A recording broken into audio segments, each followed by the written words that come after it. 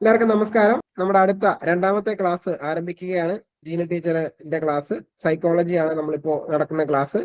അപ്പൊ നമുക്ക് ഇതിന്റെ സമയം ഒരു 5 മിനിറ്റ് നമ്മൾ വൈകി. അത് നമ്മുടെ ചെറിയ ഭാഗത്തു നിന്നൊരു പിഴവാണ്. അതുകൊണ്ട് നമ്മൾ അടുത്ത ക്ലാസ് ഒരു 5 മിനിറ്റ് ലേറ്റ് ആയിട്ടായിരിക്കും തുടങ്ങുക. 9:20 10:20 തന്നെ നമുക്ക് ഈ ക്ലാസ് അവസാനിപ്പിച്ച് നമ്മൾ അടുത്ത ക്ലാസ് 15 മിനിറ്റ് ഗ്യാപ്പിൽ അടുത്ത ക്ലാസ് തുടങ്ങുന്നതായിരിക്കും. അതൊന്ന് ഓർമ്മിപ്പിക്കുന്നു. ടീച്ചറെ, നമുക്ക് തുടങ്ങാം. Okay sir.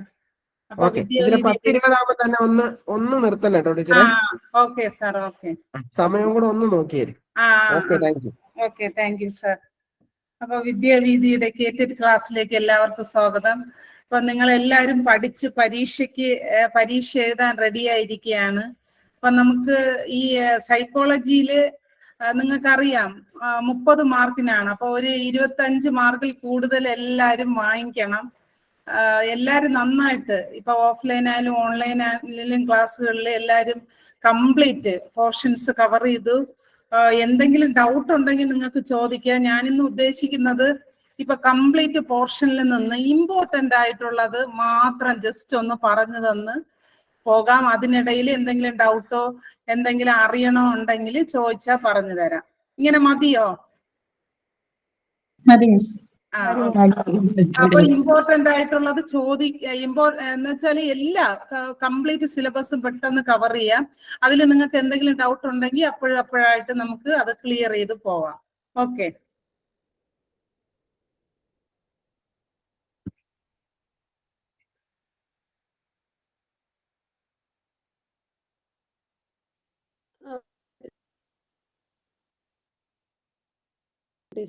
സ്ലൈഡ് കാണാൻ പറ്റുന്നുണ്ടോ?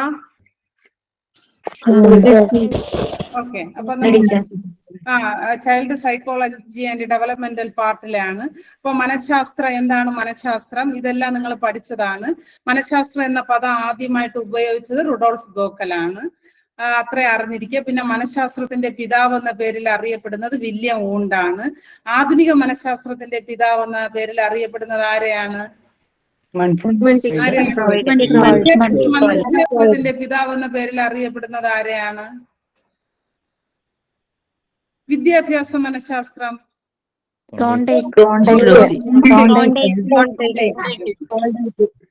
തോണ്ടേക്കാണ്. പിന്നെ മനഃശാസ്ത്രത്തെ രണ്ടായിട്ട് തരംതിരിക്കാം. കേവല മനഃശാസ്ത്രമെന്നും പ്രയുക്ത മനഃശാസ്ത്രമെന്നും.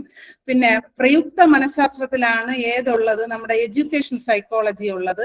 നമ്മുടെ ചൈൽഡ് സൈക്കോളജി അല്ലെങ്കിൽ ശിശു മനഃശാസ്ത്രം ഉള്ളത് കേവല മനഃശാസ്ത്രത്തിലും നമ്മുടെ വിദ്യാഭ്യാസ മനഃശാസ്ത്രം ഉള്ളത് പ്രയുക്ത മനഃശാസ്ത്രത്തിലുമാണ്. പിന്നെ അത് കഴിഞ്ഞിട്ട് മനഃശാസ്ത്ര സമീപനങ്ങള്, അതില് ഫസ്റ്റ് ആണ് ഘടനാവാദം. ഘടനാവാദത്തിന് തുടക്കം കുറിച്ചത് വില്യം വൂണ്ടാണ്. പിന്നെ ആദ്യത്തെ പരീക്ഷണശാല സ്ഥാപിച്ചതും വില്യം വൂണ്ടാണ്.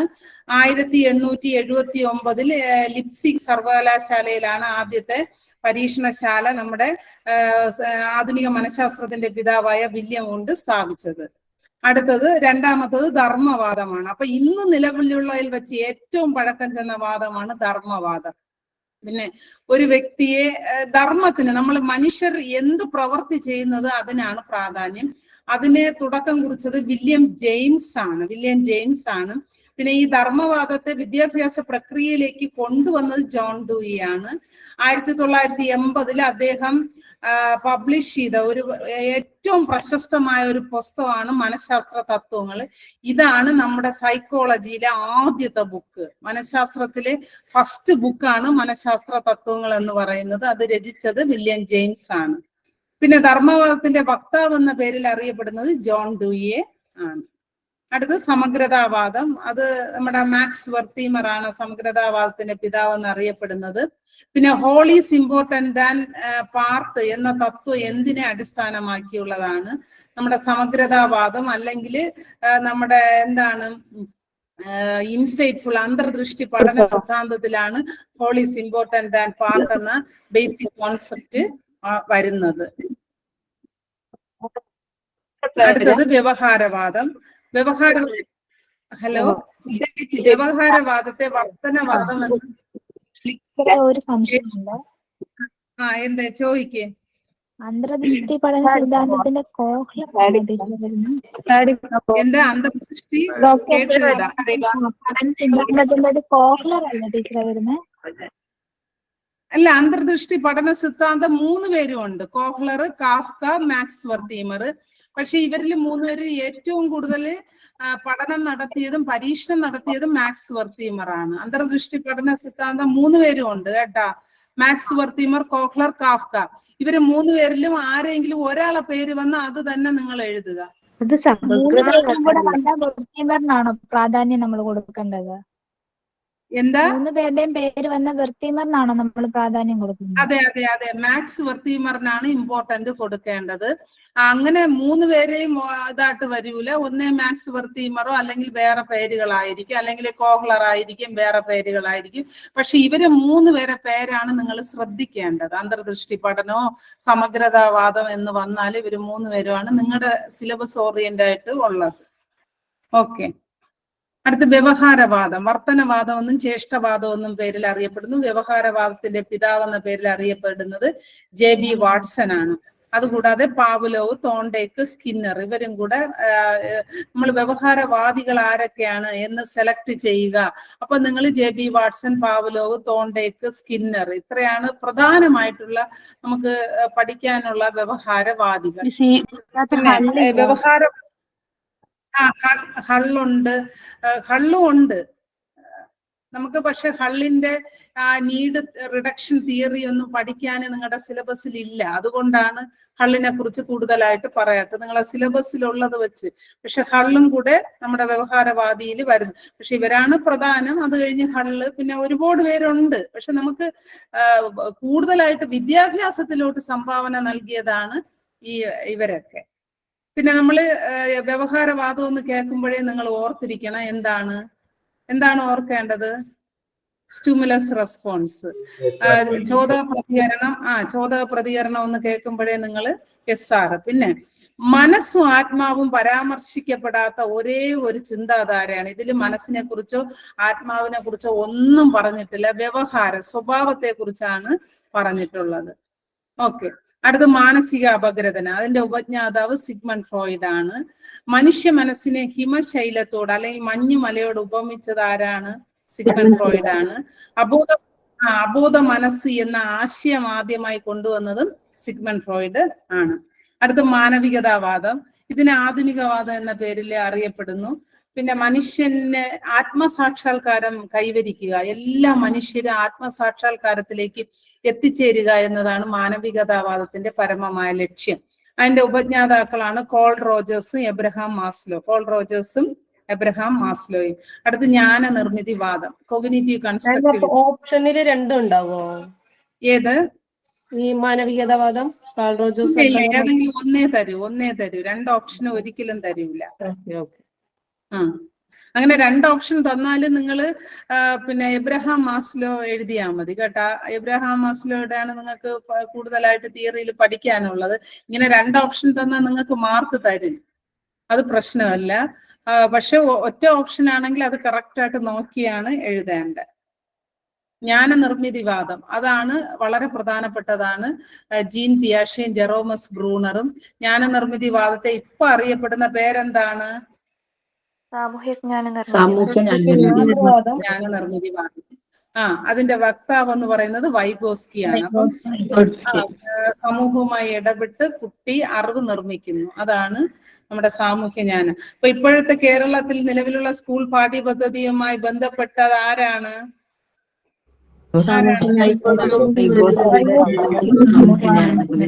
അതുപോലെ വൈഗോസ്കിയാണ് കേട്ടോ. ഇപ്പോഴത്തെ നിലവിലുള്ള സ്കൂൾ പാഠ്യപദ്ധതി എന്ന് പറയുന്നത് നമ്മളെ സോഷ്യൽ കൺസ്ട്രക്റ്റിവിസം ആയിട്ട് ബന്ധപ്പെട്ടതാണ്.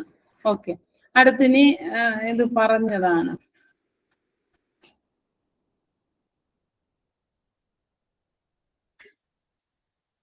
പഠനവുമായി ബന്ധപ്പെട്ട് കുട്ടിയിലുണ്ടാകുന്ന ഭയത്തെ എന്താണ് പറയുന്നത്? സോബോഫോബിയ.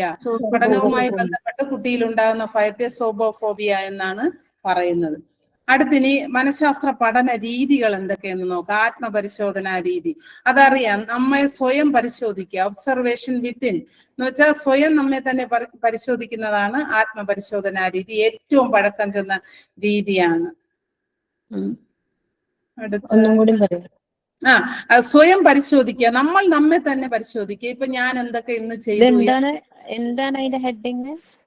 ആത്മപരിശോധന ഹെഡിങ് എന്ന് വെച്ചാൽ മനഃശാസ്ത്ര പഠന രീതികൾ ഏതൊക്കെയും ഒന്നാണ് ആത്മപരിശോധനാ രീതി. സ്വയം പരിശോധിക്കുക. ഇന്ന് നിലവിലുള്ളതിൽ വെച്ച് ഏറ്റവും പഴക്കം ചെന്ന രീതിയാണ് ആത്മപരിശോധനാ രീതി. അടുത്ത് ബോധമണ്ഡലത്തിലെ അനുഭവങ്ങൾ പഠിക്കുന്നതിനാണ് കൂടുതലായിട്ട് ഈ രീതി ഉപയോഗിക്കുന്നത്. ബോധമണ്ഡലം നമ്മൾ നല്ല ബോധത്തോട് കോൺഷ്യസ് മൈൻഡോട് കൂടെ ഇരിക്കുമ്പോഴാണ് ഈ രീതി ഉപയോഗിക്കുന്നത്. അടുത്ത നിരീക്ഷണ രീതി. ഇത് എല്ലാവർക്കും അറിയാം. വെളിയിലേക്ക് നോക്കുക, മറ്റുള്ളവരെ നിരീക്ഷിച്ച് കണ്ടെത്തുക. ഇതുപോലെ പ്രീ പ്രൈമറി കുട്ടികളുടെ പ്രവർത്തനങ്ങൾ വിലയിരുത്താനാണ് ഏറ്റവും കൂടുതൽ നിരീക്ഷണ രീതി ഉപയോഗിക്കുന്നത്. എന്തിനാണ്? കൊച്ചുകുട്ടികൾ നമ്മൾ ചോദിച്ചാൽ കറക്റ്റായിട്ട് ആൻസർ ഒന്നും പറയില്ല. അപ്പൊ അവര് നിരീക്ഷിച്ചാണ് അവരുടെ സ്വഭാവ സവിശേഷതകൾ കണ്ടെത്തുന്നത്. മെഷർമെന്റ് വിത്തൗട്ട് ഇൻസ്ട്രുമെന്റ് എന്ന് വെച്ചാൽ ഒരു ഇൻസ്ട്രുമെന്റും ഇല്ലാതെ മെഷർ ചെയ്യുന്നതാണ് നിരീക്ഷണ രീതി. നിരീക്ഷണ രീതി പലതരത്തിലുണ്ട്. അതൊക്കെ പഠിപ്പിച്ചതാണ്. പ്രത്യക്ഷണ നിരീക്ഷണം എന്ന് വെച്ചാൽ നേരിട്ടുള്ളത്. പരോക്ഷണം അറിയാതെ നിരീക്ഷിക്കുന്നതാണ്. പാർട്ടിസിപ്പന്റ് എന്ന് വെച്ചാൽ നിരീക്ഷകന്റെ ഒപ്പം കൂടി നിന്ന് നിരീക്ഷിക്കുന്നത്. നോൺ പാർട്ടിസിപ്പൻസ് എന്ന് വെച്ചാൽ അങ്ങനെ ഒന്നും ഇല്ലാതെ നിരീക്ഷിക്കുന്നതാണ് പങ്കാളിത്ത രഹിത നിരീക്ഷണം എന്ന് പറയുന്നത്. അടുത്ത് എക്സ്പെരിമെന്റൽ മെത്തേഡ്, പരീക്ഷണ രീതി. അതിന്റെ പിതാവ് എന്നറിയപ്പെടുന്നത് വില്യം ഊണ്ടിനെയാണ് പരീക്ഷണ രീതിയുടെ പിതാവ് എന്ന പേരിൽ അറിയപ്പെടുന്നത്. ആദ്യത്തെ പരീക്ഷണശാല 1899 ജർമ്മനിയിലെ ലിപ്സിക് സർവകലാശാലയിലാണ് ആദ്യത്തെ പരീക്ഷണശാല സ്ഥാപിച്ചത്. ഈ വില്യം ഊണ്ടാണ് ഈ പരീക്ഷണ രീതിക്ക് പ്രചാരണം കൊടുത്തത്. അപ്പം രണ്ട് ചരങ്ങൾ തമ്മിലുള്ള വ്യത്യാസങ്ങൾ കണ്ടുപിടിക്കുന്നതിനാണ് പരീക്ഷണ രീതി ഉപയോഗിക്കുന്നത്. എന്ന് വെച്ചാല് ഇപ്പൊ സ്റ്റിമുലസും റെസ്പോൺസും, ചോദക ചരവും പിന്നെ അതുപോലെ പ്രതികരണ ചരവും തമ്മിലുള്ള ബന്ധം കണ്ടുപിടിക്കുന്നതിന് നിങ്ങൾ ഓർത്തിരിക്കുക, ചരങ്ങൾ തമ്മിലുള്ള വേരിയബിൾസ് അല്ലെങ്കിൽ എന്തിനെങ്കിലും മാറ്റാൻ കഴിയുന്ന എന്തോ ആവാം, അതിനെയാണ് ചരങ്ങൾ എന്ന് പറയുന്നത്. ഈ ചരങ്ങൾ തമ്മിലുള്ള ബന്ധങ്ങൾ കണ്ടുപിടിക്കുന്നതിനാണ് പരീക്ഷണ രീതി. അത് ഏതാണ്, ഇതിൽ കൂടുതലാണോ കുറവാണോ, അത്തരത്തിലുള്ള രീതികളും ശാസ്ത്രീയമായി കണ്ടെത്തുന്നതിനാണ് പരീക്ഷണ രീതി ഉപയോഗിക്കുന്നത്. അഭിമുഖം, അതും അറിയാം. രണ്ട് വ്യക്തികൾ തമ്മിലുള്ള മുഖാമുഖമായ സംഭാഷണമാണ് അഭിമുഖം. പിന്നെ ഇന്ന് നിലവിലുള്ളതിൽ വെച്ച്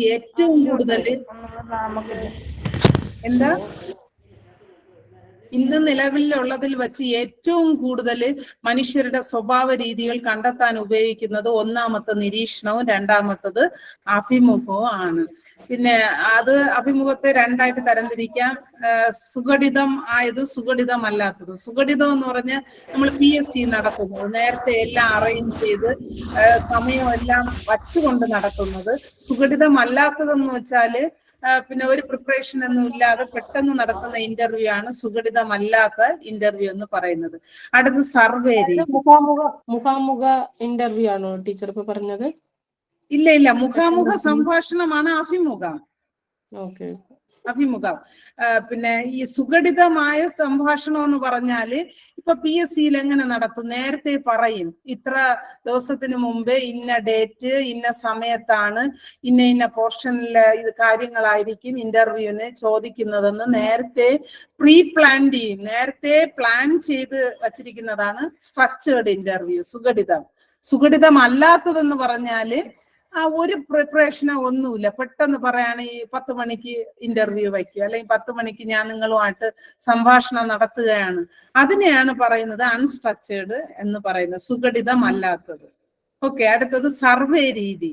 ചില ഗ്രൂപ്പിനെ മാത്രം പഠിക്കാനാണ്. ചില ഗ്രൂപ്പ് എന്ന് പറഞ്ഞാൽ നിങ്ങൾ ഓർത്തിരിക്കുക, ഏറ്റവും കൂടുതലായിട്ടുള്ള പോപ്പുലേഷൻ എന്ന് വെച്ചാൽ ഏറ്റവും കൂടുതൽ ഇപ്പൊ 1,00,000 സാമ്പിളിനെ നമുക്ക് 1,00,000 കുട്ടികളെ ഇപ്പൊ ഒരു കാര്യം, ഇപ്പൊ കുട്ടികളുടെ പരീക്ഷ പേടി അല്ലെങ്കിൽ കുട്ടികളുടെ ഉത്കണ്ഠ അല്ലെങ്കിൽ കുട്ടികൾ എങ്ങനെയാണ് അധ്യാപകരോട് പ്രതികരിക്കുന്നത്, 1,00,000 കുട്ടികളുടെ പ്രതികരണം നമുക്ക് അറിയണമെങ്കിൽ ഉപയോഗിക്കുന്നതാണ് സർവേ രീതി. എന്ന് വെച്ചാൽ ലാർജ് ക്വാണ്ടിറ്റി അല്ലെങ്കിൽ ഒരുപാട് സാമ്പിളിൽ നിന്ന് നമുക്കൊരു റിസൾട്ട് കിട്ടണമെങ്കിൽ ഉപയോഗിക്കുന്നതാണ് സർവേ മെത്തേഡ്.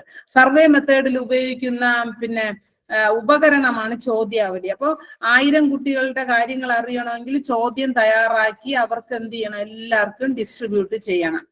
എന്നിട്ട് അതിന്റെ റെസ്പോൺസ് വെച്ചാണ്, അതിൽ നിന്നാണ് നമ്മൾ എന്ത് ചെയ്യുന്നത്, നമ്മൾ അതിന്റെ ഉത്തരം കണ്ടെത്തുന്നത്. അപ്പൊ അതിനു വേണ്ടി അതിന് കുട്ടികള് എന്താണ് ആ റെസ്പോൺസിനെ പറയുന്ന പേരാണ് ദത്തങ്ങൾ എന്ന് പറയും. ചോദ്യാവലി കൊടുത്തിട്ട് അവര് അതിനെ ടിക്ക് ചെയ്ത് തരുമ്പം അതിനെയാണ് ദത്തങ്ങൾ എന്ന് അല്ലെങ്കിൽ ഡേറ്റാസ് എന്ന് പറയുന്നത്. പിന്നെ ഈ ഡേറ്റാസിനെ സ്റ്റാറ്റിസ്റ്റിക്സ് ചെയ്താണ് എന്ത് ചെയ്യുന്നത്, ഒരു കൺക്ലൂഷനിൽ എത്തുന്നത്. പിന്നെ വിദ്യാഭ്യാസം, ടെലികമ്മ്യൂണിക്കേഷൻ മേഖലകളിലാണ് ഏറ്റവും കൂടുതൽ നമ്മുടെ സർവേ രീതി ഉപയോഗിക്കുന്നത്. അപ്പൊ സർവേ രീതിയുടെ മെത്തേഡ് ഷഫിൾ ചെയ്തൊക്കെ ചോദിച്ചിട്ട് കറക്റ്റ് ഓർഡറിൽ എഴുതാൻ ചോദിക്കും. ആദ്യം ആസൂത്രണം ചെയ്യുക, പിന്നെ സാമ്പിൾ സെലക്ട് ചെയ്യുക, പിന്നെ എന്ത് ചെയ്യുക, വിവരങ്ങൾ ശേഖരിക്കുക. സാമ്പിൾ എന്ന് വെച്ചാൽ എത്ര കുട്ടികളാണെന്ന് നമുക്ക് സെലക്ട് ചെയ്യുക, എന്നിട്ട് അവരുടെ വിവരങ്ങൾ ശേഖരിക്കാൻ എന്ത് ചെയ്യുക, നമ്മൾ ഈ ചോദ്യാവലി കൊടുക്കുക, പിന്നെ അതിനെ വിശകലനം ചെയ്യുക, അതിനെ കളക്ട് ചെയ്തതിനു ശേഷം വിശകലനം ചെയ്യുക, പിന്നെ അവസാനം ഒരു നിഗമനത്തിൽ എത്തിച്ചേരുക. ഇതാണ് സർവേ മെത്തേഡിന്റെ സ്റ്റെപ്പ് എന്ന് പറയുന്നത്. അടുത്തിനി സ്റ്റെപ്സ് ഒന്ന് പറഞ്ഞുതരുവാ? സ്റ്റെപ്പ് ആസൂത്രണം ചെയ്യുക. നമുക്ക് എന്താണ്, ഏത് വിഭാഗത്തിൽ നിന്നാണ്, ഞാൻ പറഞ്ഞല്ലോ 10ാം ക്ലാസ്സിലെ കേരളത്തിലെ മുഴുവൻ 10ാം ക്ലാസ്സിലെ കുട്ടികളുടെ പരീക്ഷ പേടിയെ കുറിച്ചാണ് അറിയേണ്ടത്, അല്ലെങ്കിൽ അവർ പരീക്ഷ അഭിമുഖീകരിക്കുമ്പോൾ ഉണ്ടാകുന്ന പ്രശ്നങ്ങളെ കുറിച്ചാണ് നമുക്ക് അറിയേണ്ടെങ്കിൽ ആദ്യം എന്ത് ചെയ്യുക, അതിനെ ആസൂത്രണം പ്ലാൻ ചെയ്യുക. പിന്നെ എന്നിട്ട് സാമ്പിൾ സെലക്ട് ചെയ്യുക. അപ്പൊ കേരളത്തിലെ മുഴുവനും 10ാം ക്ലാസ്സിലെ കുട്ടികളാണ് എന്റെ സാമ്പിൾ. എന്നിട്ട് എന്ത് ചെയ്യുക, അവർക്ക് ഇതിനെ സംബന്ധിച്ച ക്വസ്റ്റ്യൻ ഒരു 10ഓ 20ഓ ക്വസ്റ്റ്യൻ തയ്യാറാക്കി കുട്ടികൾക്ക് കൊടുക്കുക.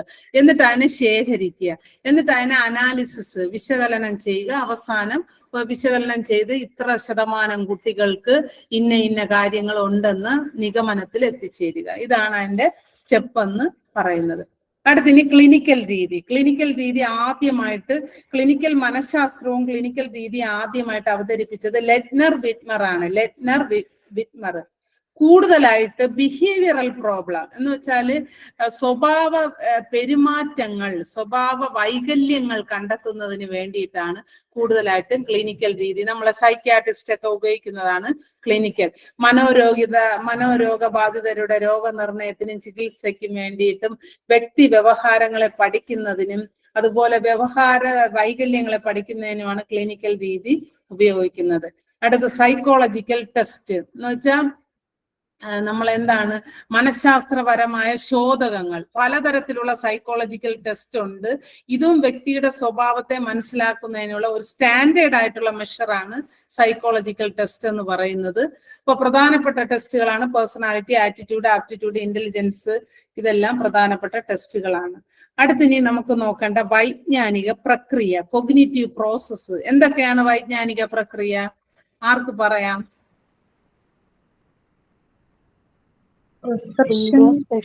Very good. സെൻസേഷനും പെർസെപ്ഷനും ആണ്. അപ്പൊ സെൻസേഷൻ എന്ന് വെച്ചാൽ നമ്മൾ ചുറ്റുപാടിൽ നിന്ന് ഇന്ദ്രിയങ്ങൾ ഉപയോഗിച്ച് എന്ത് കാര്യം അറിയാം, അതിനെ സെൻസേഷൻ എന്ന് പറയും. അടുത്ത പ്രത്യക്ഷണം എന്ന് പറഞ്ഞാൽ എന്താണ്? ഇന്ദ്രിയങ്ങൾ ഉപയോഗിച്ച് കിട്ടിയ അറിവിനെ അർത്ഥപൂർണമാക്കുന്നതാണ് പെർസെപ്ഷൻ. നമ്മളിപ്പോ ഒരു സൗണ്ട് കേട്ടു, സൗണ്ട് കേട്ടത് സംവേദനമെങ്കിൽ അത് എന്ത് സൗണ്ട് ആണെന്ന് തിരിച്ചറിഞ്ഞതാണ് പെർസെപ്ഷൻ. പിന്നെ നിങ്ങൾ ഓർത്തിരിക്കേണ്ടത്, നമ്മളിപ്പോ UGC നെറ്റിന് ഇപ്പം എക്സാമിന് ചോദിച്ച ക്വസ്റ്റ്യൻ ആണ് കേട്ടാ.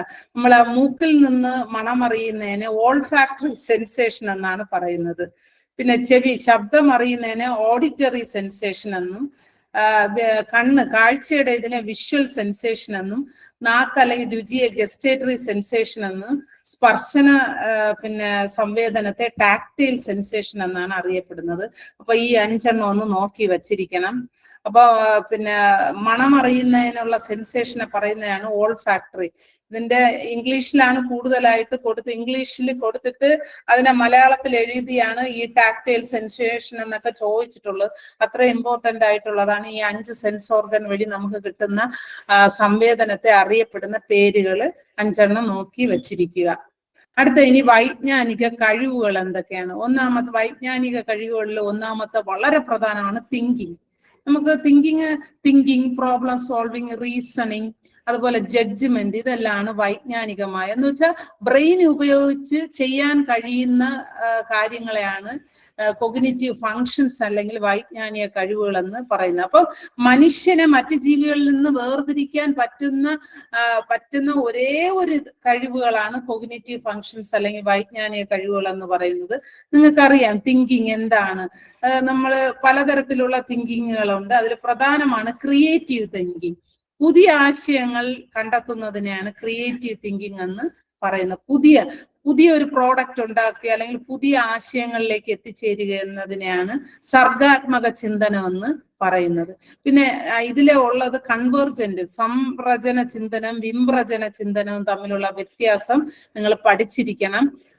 അതും നമുക്ക് ഇപ്പോഴത്തെ ഈ UGC നെറ്റിന് വരെ ചോദിച്ച ക്വസ്റ്റ്യൻ ആണ് സംരചന ചിന്തനം വിമ്രചന ചിന്തനം.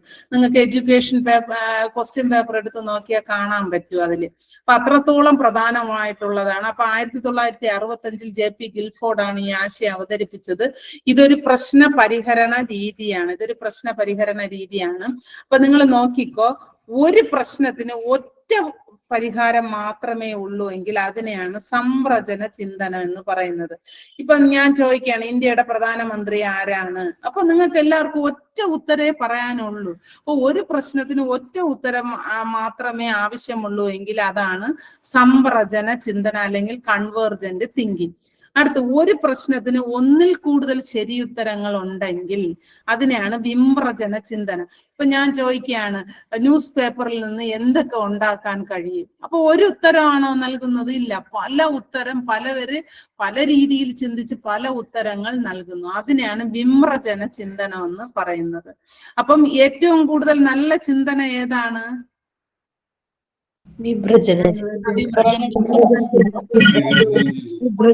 പ്രാവശ്യം എക്സാമിന് ചോദിച്ചിട്ടുള്ളതാണ്.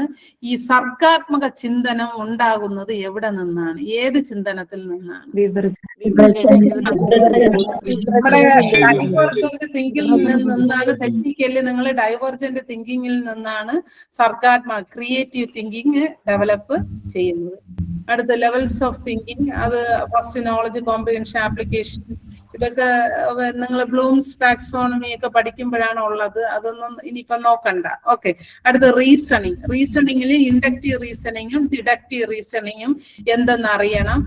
ആഗമന യുക്തി ചിന്ത എന്ന് പറഞ്ഞാല് ഉദാഹരണങ്ങളിൽ നിന്ന് പൊതു തത്വത്തിലേക്ക് പോകുന്നത്. നിഗമനം എന്ന് വെച്ചാല് പൊതു തത്വത്തിൽ നിന്ന് ഉദാഹരണം. അപ്പൊ ഇൻഡക്റ്റീവ് റീസണിങ് എന്ന് പറഞ്ഞാൽ എന്താണ്?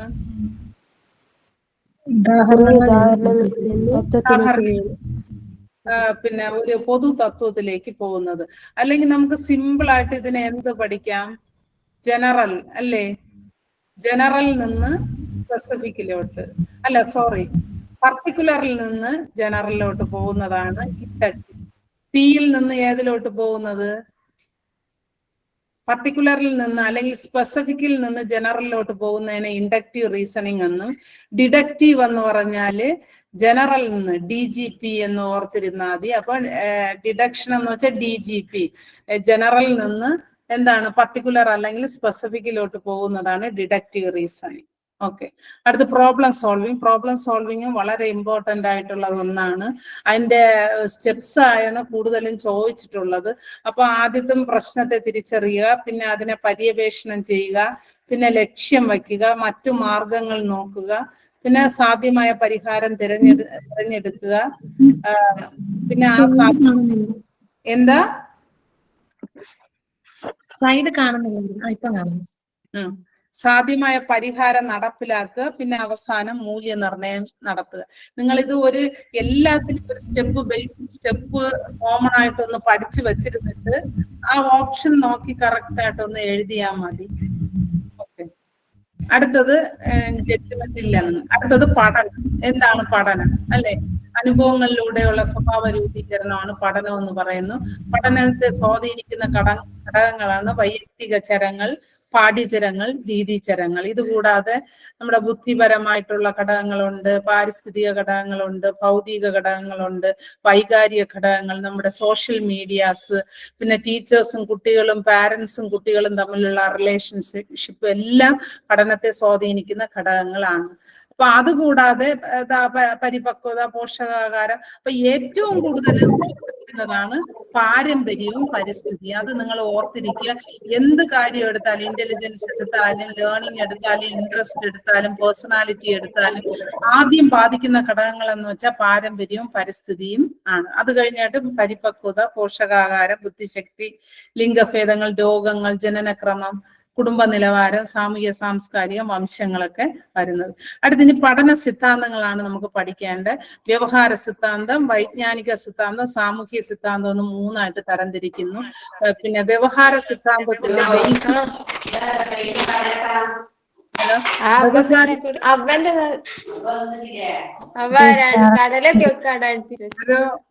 മൈക്ക് ഓൺ ചെയ്തിരിക്കുകയാണ്. വ്യവഹാര സിദ്ധാന്തത്തിന്റെ ബേസിക് ആയിട്ടുള്ള കോൺസെപ്റ്റ് എന്ന് പറയുന്നത് ശ്രമപരാജയങ്ങൾ വഴിയാണ് അവിടെ പഠനം നടക്കുന്നത്. വൈജ്ഞാനിക സിദ്ധാന്തത്തില് ഒരു പ്രശ്നത്തെ പരിഹരിച്ചാണ്, സാമൂഹ്യ സിദ്ധാന്തത്തില് സമൂഹവുമായി ഇടപഴകുന്നതിലൂടെയാണ് കുട്ടികളിൽ പഠനം നടക്കുന്നതെന്നാണ് പറഞ്ഞിട്ടുള്ളത്. പക്ഷെ നമ്മൾ ഇപ്പൊ നമ്മുടെ ഇതില് ഉപയോഗിക്കുന്ന സിദ്ധാന്തങ്ങളാണ് സാമൂഹ്യ. നമ്മളിപ്പോ കുട്ടികളില് പിന്നെ ഇപ്പൊ നമ്മുടെ കേരള പാഠ്യപദ്ധതി ഉൾപ്പെടുത്തിയിരിക്കുന്നത് സാമൂഹ്യ പഠന സിദ്ധാന്തത്തിലാണ്. അപ്പൊ വ്യവഹാര സിദ്ധാന്തത്തിൽ വരുന്നതാണ് വാട്സൺ, സ്കിന്നർ, തോണ്ടേക്ക്, പാവ്ലോവ്, ഹള്ള്. അതുപോലെ വൈജ്ഞാനിക പിയാഷെ, ബ്രൂണർ, വൈഗോസ്കിയും ഇതിലുണ്ട്. വൈജ്ഞാനികത്തെ കുറിച്ചും പഠിച്ചു, പിന്നെ നമ്മുടെ സാമൂഹ്യ സിദ്ധാന്തത്തിനെ കുറിച്ചും പഠിച്ചു. പിന്നെ ഗസ്റ്റാൾട്ട് സൈക്കോളജിസ്റ്റ് ആയ അവരെല്ലാം. പിന്നെ കർട്ട് ലെവിൻ, ക്ഷേത്ര സിദ്ധാന്തം എന്നൊക്കെ പറയുന്ന സിദ്ധാന്തത്തിന്റെ ഉപജ്ഞാതാവാണ് കർട്ട് ലെവിൻ. അടുത്ത സാമൂഹ്യ പഠന സിദ്ധാന്തത്തിൽ വരുന്നതാണ് വൈഗോസ്കി, ബന്ദൂര, എറിക്സൺ. ഇവരൊക്കെയാണ് നമ്മുടെ സാമൂഹ്യ പഠനത്തിൽ കൂടുതലായിട്ട് പങ്കുവഹിച്ച വ്യക്തികൾ. അപ്പൊ ലാംഗ്വേജ് ഡെവലപ്മെന്റ് ആരാണ്? നോം ചോംസ്കി അല്ലെ. ഭാഷയുടെ പിതാവ് എന്ന പേരിൽ അറിയപ്പെടുന്നത് നോം ചോംസ്കിയാണ്. പിന്നെ ലാംഗ്വേജ് ആൻഡ് മൈൻഡ്, ഭാഷയും മനസ്സും എന്ന വളരെ പ്രശസ്തമായ ബുക്കിന്റെ രചയിതാവ് ആരാണ്? നോം ചോംസ്കി ആണ്. എന്താണ് LAD? Language acquisition device. ഓരോ കുട്ടിയും ജനിച്ചു വീഴുമ്പോൾ തന്നെ ഭാഷ പഠിക്കാനുള്ള ഒരു ഉപകരണം എല്ലാവരുടെയും ബ്രെയിനിലുണ്ട്. അതിനെയാണ് LAD എന്ന് പറയുന്നത്. LAD ആരുമായിട്ട് ബന്ധപ്പെട്ടതാണെന്ന് ചോദിക്കും. ആരുമായിട്ട് ബന്ധപ്പെട്ടതാണ് LAD? എവിടെയാണ് കാണപ്പെടുന്നത്? ഒരിക്കൽ നിങ്ങൾക്ക് LAD. അപ്പൊ യൂണിവേഴ്സൽ സാർവത്രിക വ്യാകരണ സിദ്ധാന്തം ആരുടേതാണ്? സാർവത്രിക വ്യാകരണ യൂണിവേഴ്സൽ ഗ്രാമർ സിസ്റ്റം എന്ന് പറയുന്നത് ആരുടേതാണ്? നോം ചോംസ്കിയുടേതാണ്. അടുത്ത് ലേണിംഗ് ഡിസബിലിറ്റീസ്. ലേണിംഗ് ഡിസബിലിറ്റി, പഠന വൈകല്യങ്ങൾ. പഠനത്തിലുള്ള ബുദ്ധിമുട്ടുകളെ, പ്രയാസങ്ങളെയാണ് പഠന വൈകല്യങ്ങൾ എന്ന് പറയുന്നത്. ഡിസ്ലെക്സിയ എന്ന് പറഞ്ഞാൽ വായിക്കുവാനുള്ള ബുദ്ധിമുട്ടാണ്. വായിക്കാനും ഉച്ചരിക്കുമ്പോഴും അക്ഷരങ്ങൾ തലതിരിച്ച് വായിക്കുക എല്ലാം ഡിസ്ലെക്സിയാണ്. ഡിസ്ഗ്രാഫിയ എന്ന് എഴുതുന്നതിനുള്ള വൈകല്യം അല്ലെങ്കിൽ ആലേഖന വൈകല്യം എന്നാണ് പറയുന്നത്. അക്ഷരത്തെറ്റുകൾ വരുത്തുക, കൈയക്ഷരം മോശമാകുക. അതുപോലെ കേൾവി തകരാറുള്ളവർക്കാണ് ഏറ്റവും കൂടുതൽ ഡിസ്ഗ്രാഫിയ ഉള്ളത്. അപ്പം ഡിസ്ഗ്രാഫിയ ഏറ്റവും കൂടുതലുള്ളത് കേൾവി തകരാറുള്ള കുട്ടികൾക്കാണ്. അടുത്ത് ഡിസ്കാൽക്കുലിയ, ഗണിതപരമായ വൈകല്യം. നമ്മുടെ കൂട്ടാനും കുറയ്ക്കാനും അതുപോലെ പണം കൈകാര്യം ചെയ്യാനും സമയം, നമ്മുടെ ക്ലോക്കിൽ നോക്കി സമയം മനസ്സിലാക്കാനും എല്ലാം ബുദ്ധിമുട്ടുള്ളത് ഡിസ്കാൽക്കുലിയാണ്. ഡിസ്പ്രാക്സിയ എന്ന് വെച്ചാൽ ശാരീരിക ചലന വൈകല്യമാണ്. ഇത് പിന്നെ നമ്മുടെ ശരീര വൈകല്യങ്ങൾ, ശരീര അവയവങ്ങളെ കറക്റ്റായിട്ട് കൈയും കാലും കറക്റ്റായിട്ട് കൺട്രോൾ ചെയ്യാൻ പറ്റാത്ത ാണ് ഡിസ്പ്രാക്സിയ അല്ലെങ്കിൽ ഡിസ്ഗ്രാക്സിയ എന്ന് പറയുന്നത്. ഷൂ ലേസ് കെട്ടാൻ പറ്റാത്ത അവസ്ഥ, കറക്റ്റ് ആയിട്ട് കത്തിരി പിടിക്കാൻ പറ്റുന്നില്ല എങ്കിൽ, അതുപോലെ തന്നെ നമ്മുടെ ഷർട്ടും സ്കേർട്ടിന്റെയും ബട്ടൺ ഇടാൻ പറ്റുന്നത്, തല കെട്ടാൻ പറ്റാത്തത്, ക്രയോൺസ് ഉപയോഗിച്ച് കറക്റ്റ് ആയിട്ട് കളർ ചെയ്യാൻ പറ്റാത്തത്, പിക്ചർ വരയ്ക്കാൻ പറ്റാത്തത്, ഇതെല്ലാം ഡിസ്പ്രാക്സിയ ആണ്. അടുത്ത് ഡിസ്ഫാസിയ അല്ലെങ്കിൽ അൽഫാസിയ, ഭാഷാ വൈകല്യമാണ്. ഭാഷാപരമായ വൈകല്യം, നമുക്ക് നമ്മുടെ സംസാര ഭാഷ സംസാരിക്കുന്നതിനും മറ്റൊരാളോട് പറയുന്നതിനും ഉള്ള ബുദ്ധിമുട്ട് അനുഭവപ്പെടുന്നതാണ് ഭാഷാ വൈകല്യം എന്ന് പറയുന്നത്. പിന്നെ വിക്ക് അനുഭവപ്പെടുന്നതും എന്താണ്? ഭാഷ ഡിസ്ഫാസിയ ആണ്.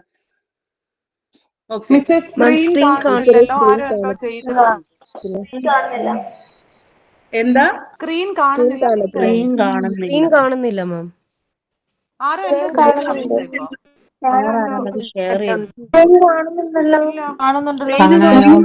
കാണുന്നില്ല. കാണാം കാണാം. കാണുന്നില്ല. ഓക്കെ. അപ്പൊ സ്റ്റോറി ടെല്ലിങ്ങിന് എന്താണ് സ്റ്റോറി ടെല്ലിങ്ങിനുള്ള ബുദ്ധിമുട്ട് എല്ലാം ഉണ്ടാകുന്നത് ഒരിക്കൽ കൂടെ പിന്നെ ഷെയർ ചെയ്യണോ സ്ക്രീൻ? വേണ്ട മാം, കാണുന്നുണ്ട്.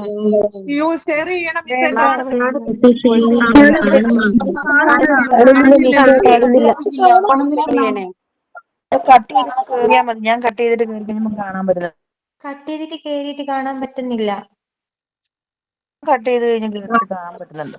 ഓക്കെ, കാണാം കാണാം ഇപ്പൊ കാണാവോ? കാണുന്നുണ്ട്. കഥ പറയാനുള്ള ബുദ്ധിമുട്ടും എല്ലാം ഡിസ്ഫാസിയയിലാണ് വരുന്നത്. അടുത്തിന് ADHD, അതിനെ ശ്രദ്ധാ വൈകല്യം എന്നാണ് പറയുന്നത്. ശ്രദ്ധ, അറ്റൻഷൻ ഡെഫിസിറ്റ്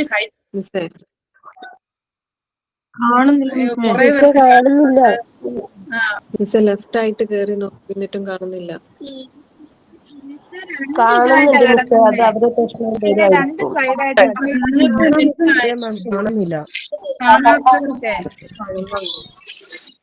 ഓക്കെ, ശ്രദ്ധാ വൈകല്യം എന്ന് പറഞ്ഞാല് ഇപ്പൊ അടങ്ങിയിരിക്കാൻ പറ്റാത്ത അവസ്ഥ അല്ലെങ്കിൽ ശ്രദ്ധ കേന്ദ്രീകരിക്കാൻ പറ്റാത്ത അവസ്ഥയാണ് ADHD. അതിന്റെ ഫുൾ ഫോം ഒന്ന് ഓർത്തിരിക്കുക, attention deficit hyper activity disorder.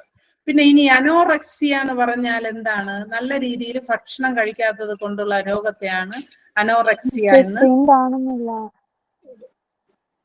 കാണുന്നുണ്ട് മിസ്, കാണുന്നുണ്ട്. അടുത്ത് സാമൂഹ്യ സാംസ്കാരിക സിദ്ധാന്തം അല്ലെങ്കിൽ സോഷ്യൽ കൺസ്ട്രക്റ്റിവിസം. അത് ആരുടേതാണ്?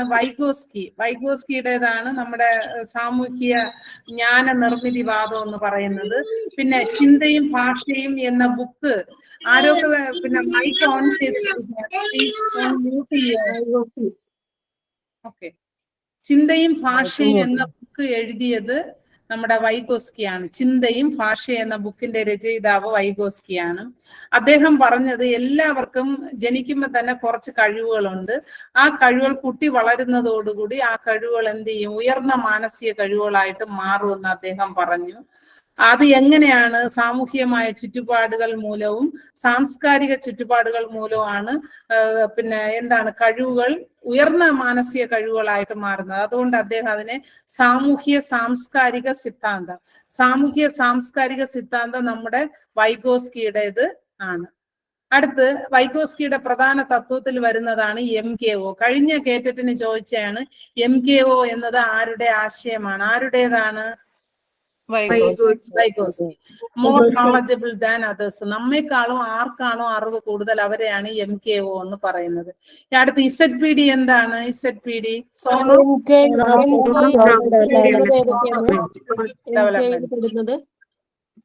എന്താ?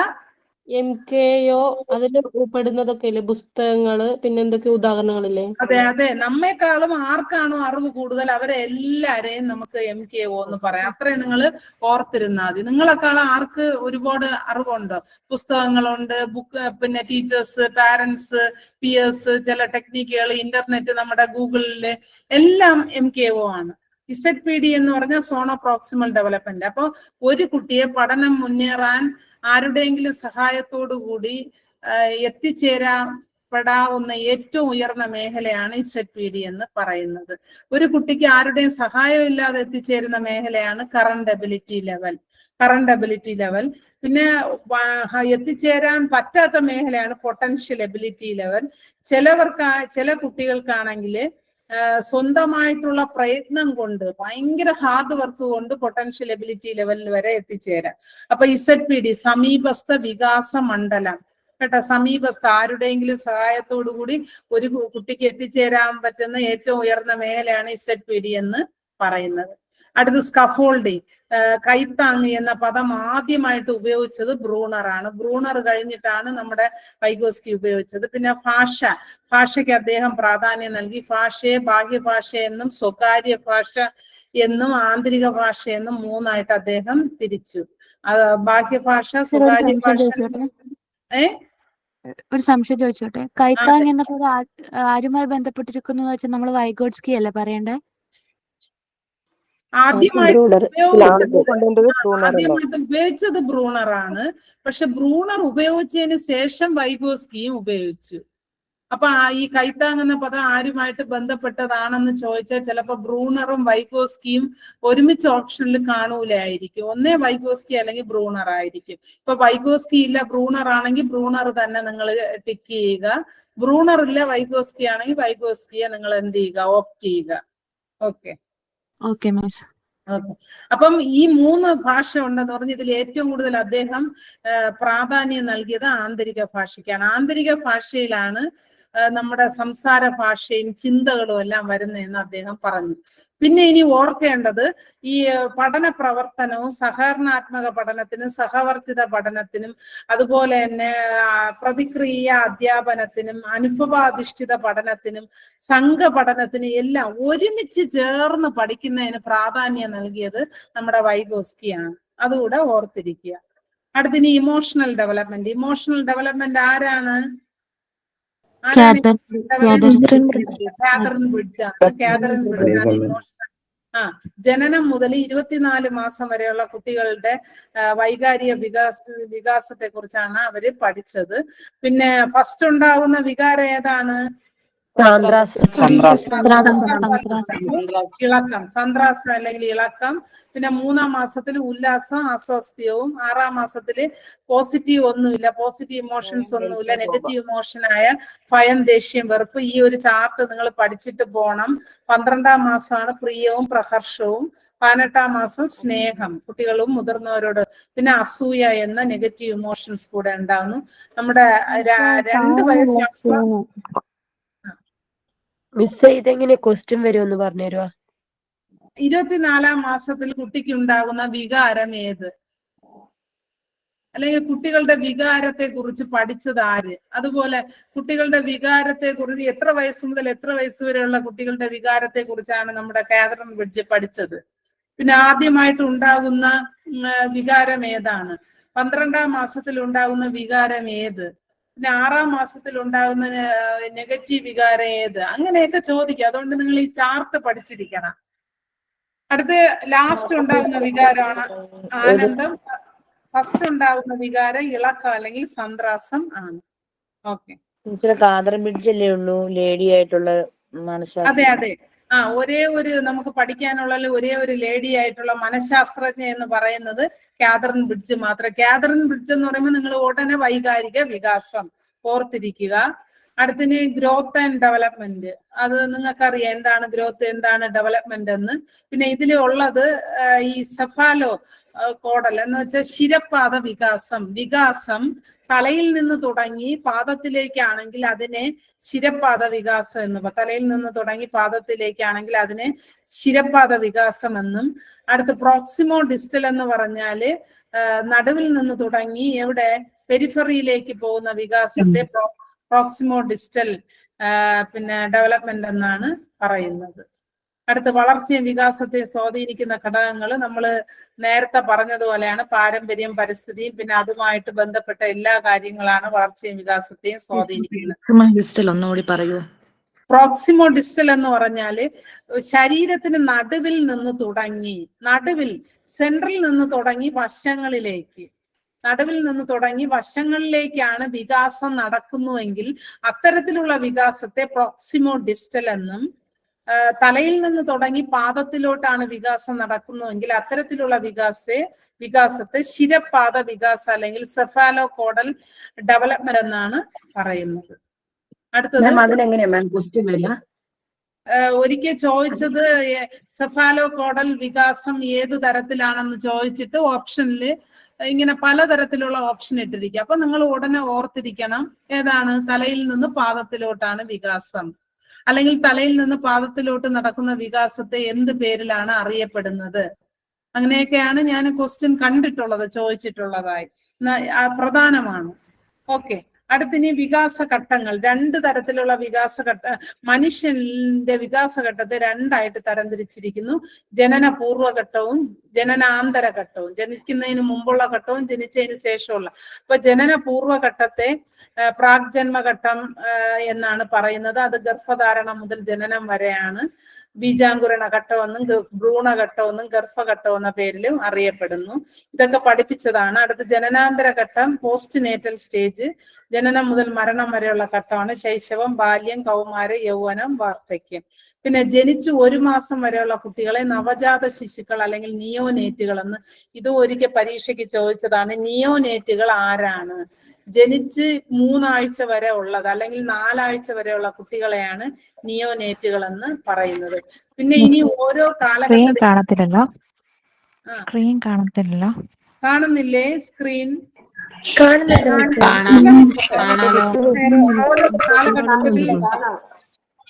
ഓരോരോ കാലഘട്ടത്തിൽ നടക്കുന്ന പിന്നെ എന്താണ് വികാസങ്ങളൂടെ നിങ്ങൾ പഠിച്ചു കൊണ്ട് പോണം. കാരണം എനിക്ക് കംപ്ലീറ്റ് ഡീറ്റെയിൽ ആയിട്ട് പഠിപ്പിക്കാൻ സമയമില്ല.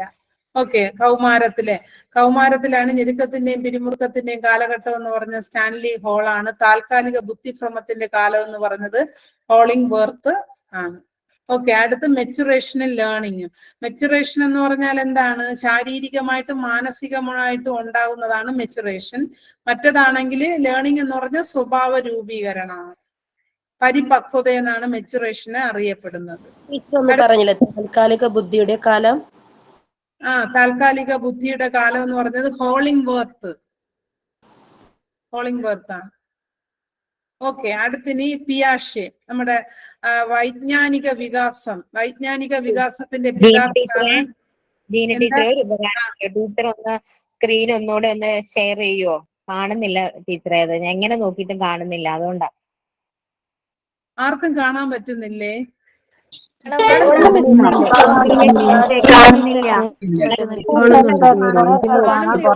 കാണത്തില്ല, റേഞ്ചിന്റെ പ്രശ്നം.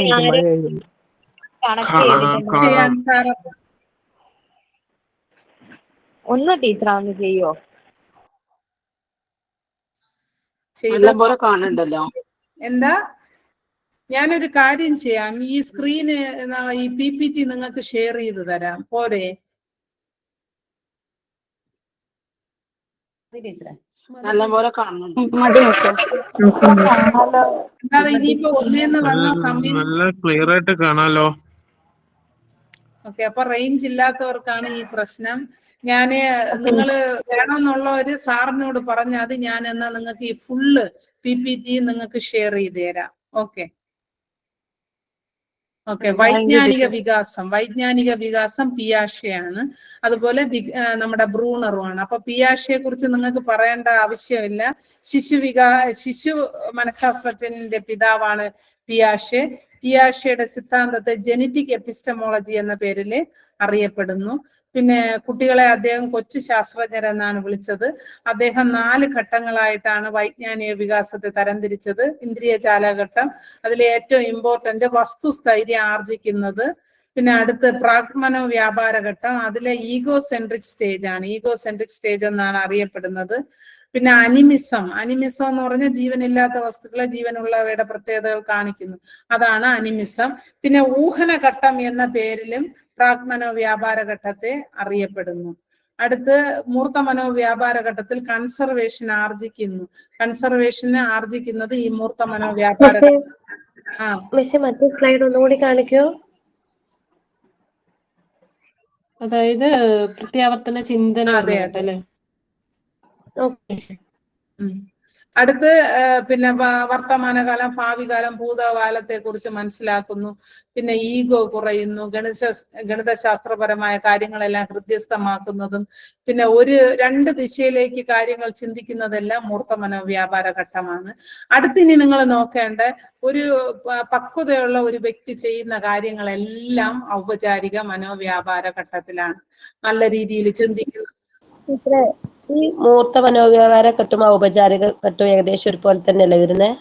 കുറച്ച് വ്യത്യാസം എന്ന് വെച്ചാല്, ഇപ്പൊ നമ്മള് ഒരു കുട്ടി ഭയങ്കരമായിട്ട് ഒരു പ്രോബ്ലത്തെ സോൾവ് ചെയ്യാനുള്ള ഒരിത് മൂർത്ത മനോവ്യാപാര ഘട്ടത്തിൽ വരൂല. എന്നുവെച്ചാൽ ആരുടെയെങ്കിലും സഹായത്തോടെ കൂടെയൊക്കെ ആയിരിക്കും അതെങ്ങനെ ചെയ്യുന്നതെന്നൊക്കെ മനസ്സിലാക്കുന്നത്. പിന്നെ ചെറിയ ഒരു ഇതിലേക്ക് എത്തിച്ചേരുന്നതേ ഉള്ളൂ.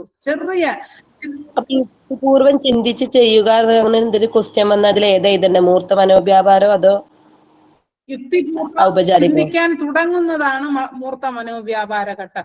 യുക്തിപൂർവം ചിന്തിച്ച് കാര്യങ്ങൾ സ്വായത്തമാക്കുന്നത് എന്ന് വെച്ചാൽ കറക്റ്റ് പ്രോബ്ലം സോൾവ് ചെയ്യുന്നത് നമ്മുടെ ഏതാണ് ഔപചാരിക മനോവ്യാപാര ഘട്ടത്തോടെയാണ് കേട്ടാ. യുക്തിപൂർവം പ്രശ്നങ്ങളെ പരിഹരിക്കുന്നു കണ്ട. മറ്റത് യുക്തിപൂർവം കാര്യകാരണ സഹിതം എന്തൊക്കെയാണെന്ന് തിരിച്ചറിയുന്നതേ ഉള്ളൂ. നിങ്ങൾ ക്വസ്റ്റ്യൻ നന്നായിട്ട് വായിച്ച് അതിനനുസരിച്ച് ആൻസർ എഴുതണേ. ഓക്കെ, അടുത്തിനി എന്താ ഏജ് ഏജ് വളരെ പ്രധാനം. അത് ഞാൻ പറഞ്ഞില്ല, നിങ്ങൾ അത് പഠിച്ചിട്ടുണ്ടല്ലോ, ഒരുപാട് പ്രാവശ്യം പഠിപ്പിച്ചത്, അതുകൊണ്ടാണ് ഏജ് പറയാത്തത്. ഓക്കെ, അടുത്തിനി നമ്മുടെ പിയാഷയുടെ ബേസിക് ആയിട്ടുള്ള തത്വങ്ങളാണ് സ്കീമ, അതുപോലെ സ്വാംശീകരണം, സംസ്ഥാപനം, പൊരുത്തപ്പെടൽ. അടുത്ത് ബ്രൂണറാണ്. ബ്രൂണർ എന്ന് പറയുന്ന അമേരിക്കൻ സൈക്കോളജിസ്റ്റ് ആണ്. പിന്നെ അസിമിലേഷനും അക്കോമഡേഷനും ഒന്ന് പറഞ്ഞുതരുമോ? അസിമിലേഷൻ എന്ന് പറഞ്ഞാല് ഇപ്പം സ്കീം എന്ന് പറഞ്ഞാൽ അറിയാലോ, എല്ലാവർക്കും അറിവുണ്ട്. അപ്പൊ എത്രത്തോളം അറിവ് കിട്ടുമോ അതിനെയാണ് സ്കീമ. ഈ ഒരു പുതിയ അറിവ് കിട്ടിയാൽ അതിനെ സ്കീമ എന്ന് നമുക്ക് പറയാം. എന്നുവെച്ചാൽ അറിവിന്റെ അടിസ്ഥാന ഘടകം. ഇപ്പൊ ഒന്നിനോടൊന്ന്, ഇപ്പൊ എനിക്ക് ഇന്നൊരു 10 അറിവ് കിട്ടുമെങ്കിൽ നാളെ ഒരു 10 അറിവ് കിട്ടും. അതിനെല്ലാം ഞാൻ കൂട്ടി അതിനെയാണ് സ്കീമ എന്ന് പറയുന്നത്. പക്ഷെ അസിമിലേഷൻ എന്ന് വെച്ചാൽ നമുക്ക് ഇന്ന് എനിക്ക് ഒരു അറിവ് കിട്ടി, അതിന്റെ കൂടെ വേറൊരു അറിവ്, ഒരു പുതിയ അറിവ് കൂടെ കിട്ടുന്നതിനെയാണ് നമ്മൾ എന്ത് ചെയ്യുന്നത്, അസിമിലേഷൻ എന്ന് പറഞ്ഞാൽ. അക്കോമഡേഷൻ എന്ന് പറഞ്ഞാൽ ആ പുതിയ കിട്ടിയ അറിവിനെ ഞാൻ സ്ഥാപിക്കുന്നു, ഇന്നതാണ്, ഇന്ന കാര്യമാണെന്ന് ഞാൻ ഉറപ്പിക്കുന്നതാണ് സംസ്ഥാപനം. ഓക്കെ, അടുത്ത് ബ്രൂണറുടെ ആണ്. ബ്രൂണറും പിയാഷയും തമ്മിലുള്ള വ്യത്യാസം എന്ന് പറഞ്ഞാൽ, ബ്രൂണർ പറഞ്ഞത് കുട്ടികൾ അവരുടെ പ്രവൃത്തിക്കനുസരിച്ചാണ് അവരുടെ വൈജ്ഞാനിക വികാസം നടക്കുന്നുവെന്ന്. പക്ഷെ നമ്മുടെ പിയാഷെ പറഞ്ഞത് കുട്ടികൾ ഓരോരോ പ്രായത്തിനനുസരിച്ചാണ്, ഓരോരോ ഏജിനനുസരിച്ചാണ് വൈജ്ഞാനിക വികാസം നടക്കുന്നു. അതാണ് ഇവർ തമ്മിലുള്ള വ്യത്യാസം. പിന്നെ അദ്ദേഹം പറഞ്ഞു ബ്രൂണർ വയസ്സ് ഏജ് പറഞ്ഞിട്ടില്ല, പിയാഷയാണ് ഏജ് പറഞ്ഞത്. അതെ. പിന്നെ ബ്രൂണർ പറഞ്ഞ പ്രവൃത്തിക്ക് അനുസരിച്ചാണ്. അതാണ് അദ്ദേഹം പ്രായത്തിന് പ്രാധാന്യം നൽകിയില്ല. 3 ഘട്ടങ്ങളായിട്ട് തിരിച്ചു: പ്രവർത്തന ഘട്ടം, ബിംബന ഘട്ടം, പ്രതിരൂപാത്മക ഘട്ടം. ഇപ്പം ഈ സ്വാംശീകരണ സംസ്ഥാപനം ആരുമായി ബന്ധപ്പെട്ടിരിക്കുന്നു വെച്ചാൽ ബ്രൂണർ അല്ലേ എഴുതേണ്ടത്? ഇല്ല, പിയാഷെ. ഓക്കെ, തൊട്ട് മുന്നേയുള്ള സ്ലൈഡ് ഒന്ന് കാണിച്ചു തരുമോ? ഇതാണോ?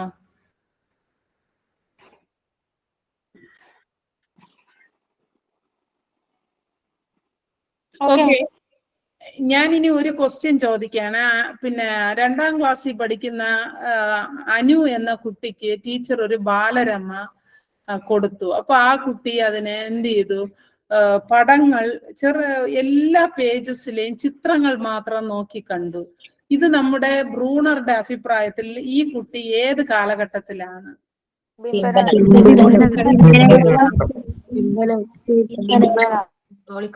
കേട്ടോ, ബിംബനഘട്ടത്തിലാണ്. ഇപ്പൊ ഒരു കുട്ടി ബുക്ക് കൊടുക്കുമ്പോ കളിക്കുകയാണെങ്കിൽ അത് ആദ്യത്തെ പ്രവർത്തന ഘട്ടം, അതിനെ ചിത്രങ്ങൾ നോക്കി കാണുന്നുവെങ്കിൽ അത് ബിംബന ഘട്ടവും, നമ്മുടെ പ്രതിരൂപാത്മക ഘട്ടമാണ് ഏത്, അതിനെക്കുറിച്ച് ഡീറ്റെയിൽ ആയിട്ട് വായിക്കുക, മനസ്സിലാക്കുക, അതാണ്.